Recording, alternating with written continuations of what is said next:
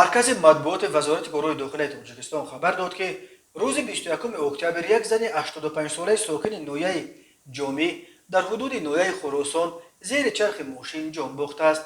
بنابراین منبع روز 21 اکتبر تخمینا ساعت 2:00 دقیقه راننده افت تمغه خوندای پورتر رجبوف ایسامیدین سال تولدش 1983 ساکن جماعت دیوات قزلقلعه نویه خراسان هنگام حرکت از سمت شهر بختر به سمت شهر دوشنبه در حدود نویه مذکور از عهده اداره واسطه نقلیات نبرآمده پیادگر دوست و معلومبی اسرائیلونا سال تولدش 1936 ساکن نویه جامی را پخش نموده است. در نتیجه نام برده جراحت وزن جسمانی برداشته هنگام به بیمارخانه دسترس نمودن در راه به هلاکت رسیده است. از روی این حادثه تحقیقات ادامه دارد.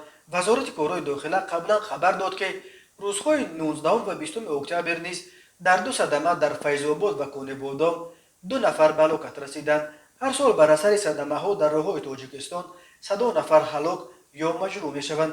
از جمله سال 2020 بر اثر صدمه ها در راههای تاجیکستان 375 نفر به هلاکت رسیده بیش از 1200 نفر معیوب شدند. در نیمه اول سال 2021 در راههای تاجیکستان 151 نفر در صدمه های نقلیاتی جان باختند.